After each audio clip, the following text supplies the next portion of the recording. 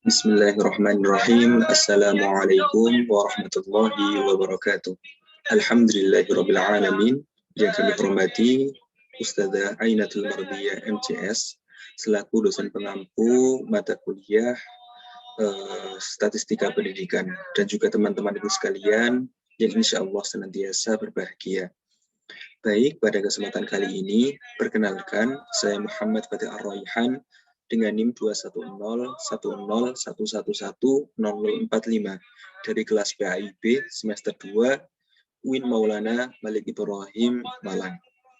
Baik, pada kesempatan kali ini, perkenankan saya untuk menyajikan suatu video sebagai salah satu tugas ujian tengah semester dari mata kuliah Statistika Pendidikan.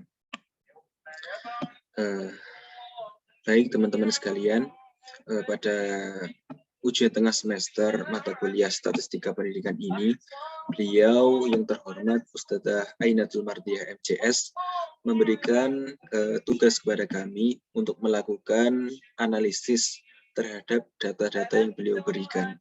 Data-data ini berupa 50 data nilai dari mahasiswa di mata kuliah media pembelajaran.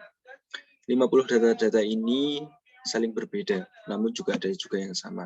Nah, tugas kami di sini adalah untuk menyajikan data ini dalam bentuk diagram lingkaran, diagram batang, histogram, serta diagram garis menggunakan software SPSS. Dan juga kami ditugaskan untuk menghitung mean, median, modus, range, standar deviasi, dan juga varian menggunakan aplikasi SPSS. Baik, langsung saja kita masuk ke aplikasi SPSS-nya.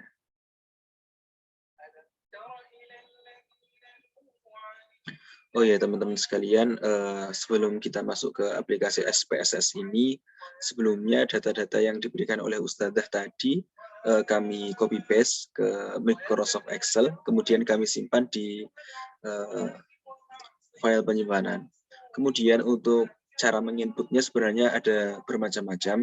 Bisa kita input di variable view ini lewat copy paste juga bisa. Kalau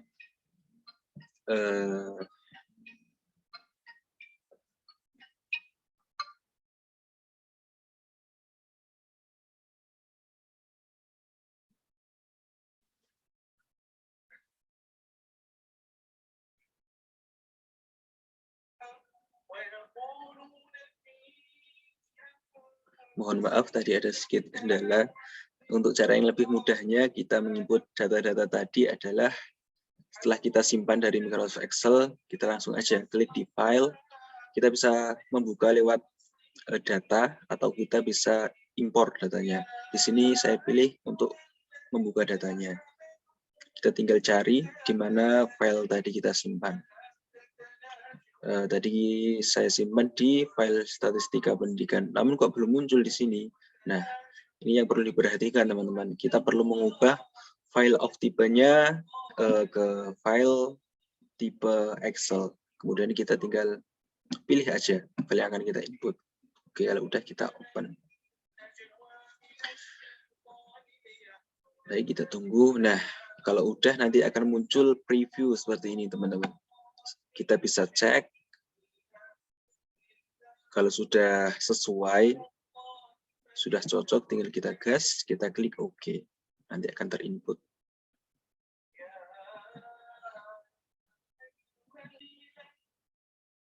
Baik, setelah terinput sempurna seperti ini, teman-teman, bisa kita cek. Alhamdulillah, sudah terinput semua datanya. Kita bisa rapikan tabelnya agar lebih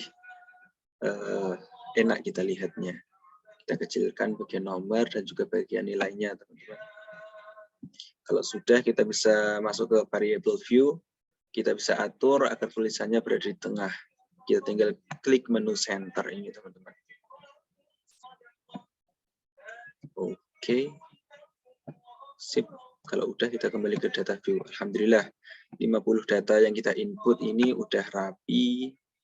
Kita bisa mulai masuk ke cara kita menjadikan data-data ini menjadi diagram-diagram dan juga menentukan mean, median, modus, dan juga yang lainnya. Baik teman-teman, di aplikasi SPSS ini cukup sederhana teman-teman. Cara kita untuk mengubah banyak data ini menjadi diagram maupun menganalisis secara statistik. Kita tinggal klik bagian menu Analyze, kemudian kita masuk ke Descriptive Statistik. Kemudian kita klik bagian frekuensinya. Di sini nanti akan muncul menu seperti ini. Yang akan kita jadikan variabel adalah yang nilainya teman-teman kali ini. Kita klik bagian nilai, kemudian kita pindahkan ke kolom sebelah kanan. Nah, di sini kita tinggal pilih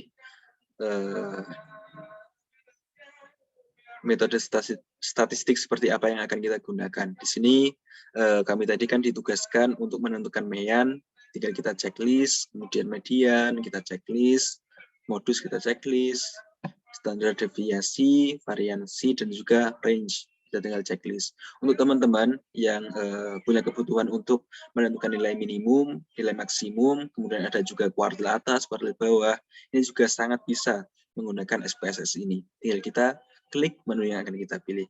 Kalau udah, kita tinggal klik continue. Kemudian kita masuk ke menu cards. Ini untuk memunculkan diagram-diagram tadi teman-teman. Yang pertama kita akan tentukan adalah diagram lingkaran. Kita klik pie chart ini. Kemudian kita juga bisa memilih teman-teman untuk memilih ditampilkan dalam bentuk frekuensi atau persentase. Kita di sini klik bagian frekuensinya aja. Kalau udah kita tinggal klik continue. Di sini kita juga bisa checklist bagian display frequency table karena nanti dalam hasil output dari SPSS ini akan muncul tabel frekuensinya secara lebih terperinci tentunya. Kalau udah ini kita tinggal klik OK teman-teman.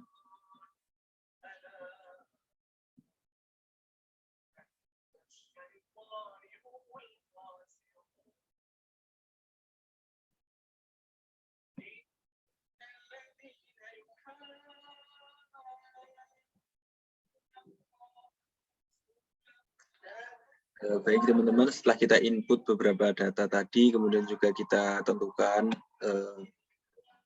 penyelesaian statistiknya seperti apa, kita di sini bisa dapati hasil output dari aplikasi SPSS ini sangatlah efisien ya teman-teman. Langsung di sini muncul data-data statistik mengenai meannya atau rata-ratanya dari 50 data yang kita punya tadi adalah 75,40.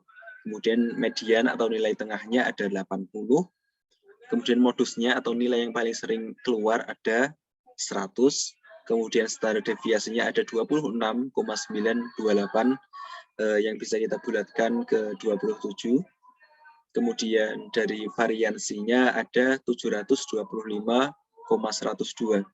Untuk range-nya atau jangkauannya ada 100. Kemudian untuk tabel deskripsi frekuensinya ada seperti ini teman-teman. Alhamdulillah sangat lengkap. Di bagian terakhir ada diagram lingkarannya. Warna krem ini yang melambangkan nilai 100 karena nilai 100 adalah modus, jadi terdapat bagian yang diarsil yang paling besar. Oke, sebentar kita akan pindah lagi ke menu awal.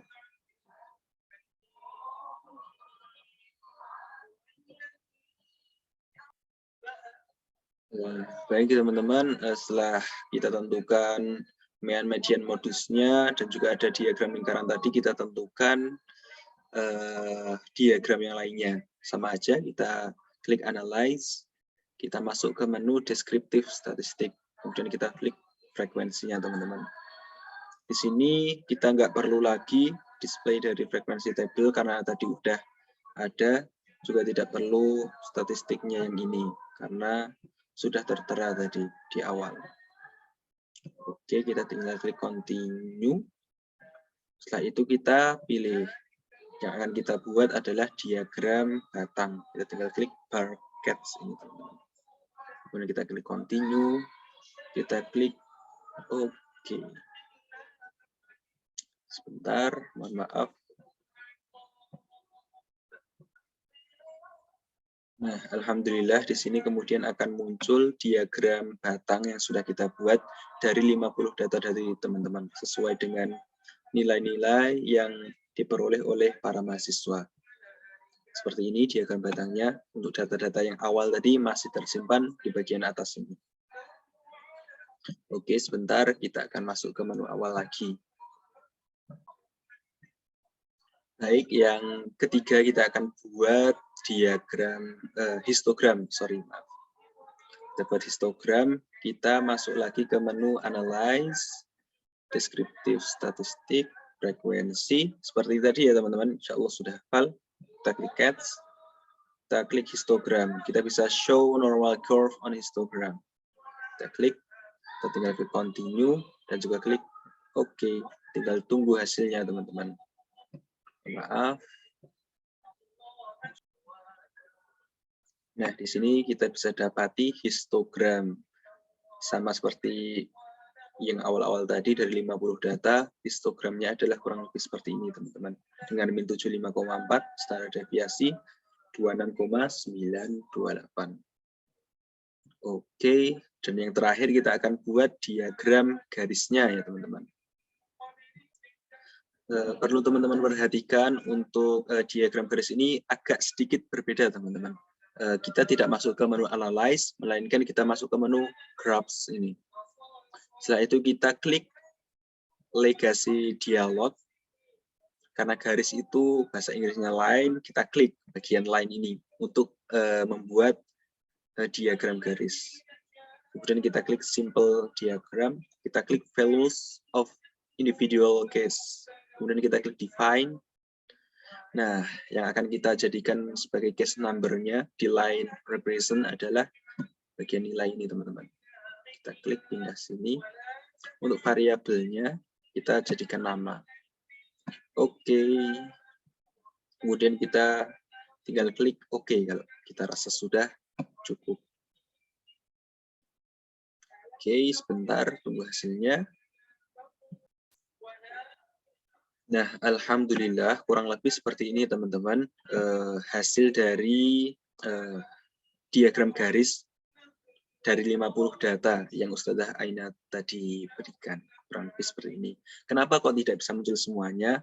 Karena ini datanya banyak sekali teman-teman, 50. Jadi yang bisa ke input hanya kurang lebih 1/4-nya saja ini. Ya, ini dari diagram garis, kemudian ke atas ada histogram, diagram batang, diagram lingkaran, dan juga analisis statistik yang lainnya. Kurang lebih seperti itu saja yang dapat kami sampaikan, teman-teman. Dan juga kami berterima kasih yang teramat sangat kepada Ustazah Ainatul Mardiah atas tugas ini yang bisa menambah wawasan kami sangat-sangat luar biasa. Dan juga kami mohon maaf, terkhusus saya, apabila masih terdapat banyak sekali kekurangan pada tugas UTS kali ini. Mungkin itu saja yang dapat kami sampaikan. Wallahul muwaffiq ila aqwamit thoriq. Assalamualaikum warahmatullahi wabarakatuh.